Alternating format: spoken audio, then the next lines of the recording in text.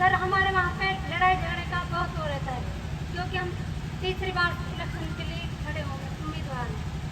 Sir वहाँ पे वो जो हमारे दूसरे कैंडिडेट है वो ये कहते हैं कि हम तुम्हारा बूथ सेटअप करेंगे, इसलिए सर प्लीज आपसे रिक्वेस्ट है कि वहाँ पे उस दिन 2 तारीख को पुलिस ज़्यादा से ज़्यादा भेजें। आपसे यही निवेदन है, बिल्कुल ज़्यादा मांगने के लिए और लड़ाई झगड़ा करते नहीं ऐसा कुछ नहीं होने देंगे, पूरा पुलिस पर्याप्त मात्रा में रहेगी। निवेदन है कि ज़्यादा बिल्कुल। एंड देन उसके बाद ये है कि मौके पे कई बार होता है कि आप उस गांव के बाशिंदे हैं तो सभी जानते हैं आपको, किसी पोलिंग एजेंट ने कोई ऑब्जेक्शन नहीं किया।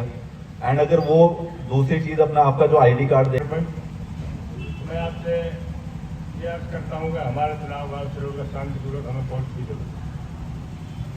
कुछ आदमी वहाँ तक की शिकायत है, तो मेरी आपसे प्रार्थना दिए जी, हम इनको फॉलो करेंगे।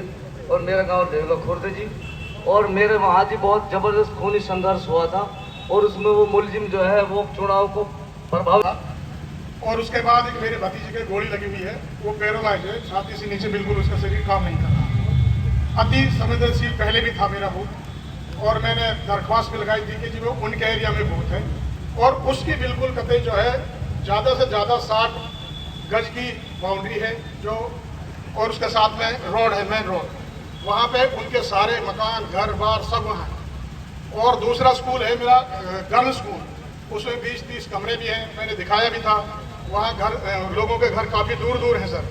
अब उनमें से एक लड़का छूट करके वहाँ पे आया हुआ है, वो जिद बहस से कट्टा पिस्टल ये सारी चीज़ें वो रखता है। डीएसपी साहब को पता है, डीएसपी साहब ने वो फैसला कराया है, लेकिन वो अपनी उससे हरकत से बाज नहीं जा रहा है। हमें अभी भी खतरा है सर, वो कभी भी हमें मार सकता है, क्योंकि मेरा भतीजा ऐसे पैरालाइज हो गया, यहाँ से नीचे काम ही नहीं कर रहा उसका शरीर। सर उसमें क्या करेंगे? दूसरा सुझाव मेरे एक और है सर, जैसे नई शादियाँ हो रही हैं, उनमें क्या करते हैं लोग बुरखे पैर करते हैं, और हम लोग उसके कैसे सर्टिफाई होंगे? हम लोग कहेंगे कि भाई आप लोग फर्जी वोट डला रहे हो, तो वो लोग बुरखे उठाने से इनकार करेंगे, तो किस तरह सर्टिफाई होगा सर? क्योंकि वहाँ वो लोग फर्जी वोट डालेंगे। नहीं, इसके लिए हम ड्यूटी लगाएंगे। जो हमारे महिला कर्मचारी हैं वो एक बूथ पे जरूर उनकी शिनाख्त एक महिला कर्मचारी से करवा सकते हैं। सर बस मेरी तो आपसे ये रिक्वेस्ट है, जो रहिए पूरी फोर्स रहेगी और किसी प्रकार की कोई झगड़ा नहीं होने देंगे। सर लास्ट निवेदन मेरा ये है कि आप एसएचओ साहब से उस लड़के के लिए स्पेशल निगरानी करी जाए। मैंने आपकी बात समझ ली है और समझ गया। वोट लिस्ट फाइनल हो चुका है, अब उसमें जिन लोगों की अदर स्टेट में वोट पड़ी हुई है वो यहाँ भी डालेंगे। आदमी तो ओरिजिनल है, लेकिन वोट डबल जी गए, वहाँ भी मैंने वोट पहले का समय था, उस पर कई लेवल पे कार्रवाई हुई भी है, कई वोट्स पे, और कई वोट जो है वो कटी भी हैं। लेकिन आज की अगर बात करें तो एक बंदे के पास अधिकार ये है कि अगर उसका नाम वोटर लिस्ट में है, पोलिंग बूथ पे आता है, वहाँ अपना कार्ड दिखाता है, उसका लिस्ट में नाम चेक होगा, अगर उसकी आइडेंटिटी इस्टेब्लिश हो गई तो वो वोट डाल सकता है। ठीक है सब दूसरी 30 तारीख को होनी है और ये 2 तारीख को होनी है, क्या उनको 2 निशान माना जाए या 1 निशान माना जाए?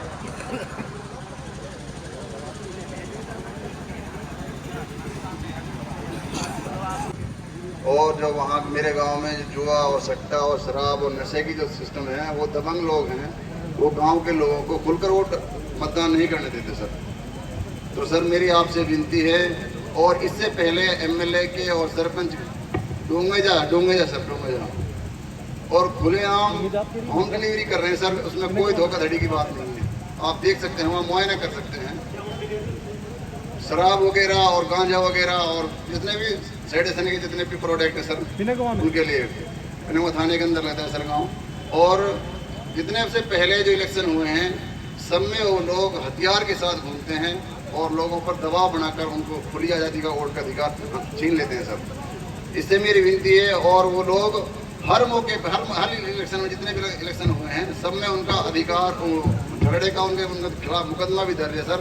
मैंने उसमें एप्लीकेशन में उनका डिटेल भी डाल दिया है सर। आपसे मेरी रिक्वेस्ट है, विनती करता हूँ सर आपसे, आप हमारे गांव में ज़्यादा से ज़्यादा जितनी मदद हो सके, जितना इंतजाम के साथ जो वोटिंग हो सके वो इंतजाम किया जाए सर।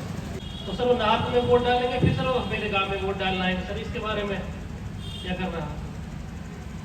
सेम डे में सर वोट डालेंगे सर वो सर इसका सोल्यूशन किया जाए।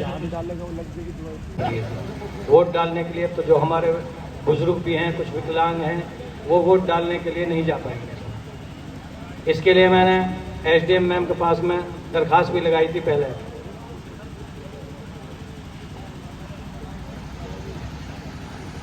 इसके बारे में मैंने एसडीएम मैम के साथ में पिछले 4 महीने पहले दरखास्त लगाई थी। उसके बारे में मुझे जैसे एक बड़े स्कूल में बूथ रखे गए हैं उसमें क्या इशू है? सर दूरी पड़ती है लगभग 3 किलोमीटर 2 नहीं, किलोमीटर। वो तो देखो स्कूली बच्चे स्कूल में आते हैं तो वोटर्स तो वो तो अडल्ट हैं। सर 2-3 किलोमीटर नहीं, छोटे बच्चे आ रहे हैं तो वोटर्स तो फिर भी अडल्ट है ना। नहीं। स्कूल सर हमारे गांव में 4 स्कूल हैं। 4। नहीं, वो तो समझ गए, लेकिन वो सीनियर सेकेंडरी स्कूल में रखा है ना, जी जी जहाँ मतलब 18 साल से कम के बच्चे भी वहाँ पढ़ने आते हैं। जी सो आई डोंट थिंक कि इतना कोई इशू है, इसको मन में ना रखिए और अभी इस पर ना ध्यान दें, क्योंकि आई थिंक वो गांव के अंदर ही है तो क्या दिक्कत है। ये गांव के अंदर नहीं है सर, वो गांव के परले लिकाड़ पर पड़ जाता है, बहुत दूर पे, एक 1 साइड पड़ता है सर वो। इस स्टेज पे पोलिंग बूथ चेंज नहीं किए जा सकते, इट इज टू लेट।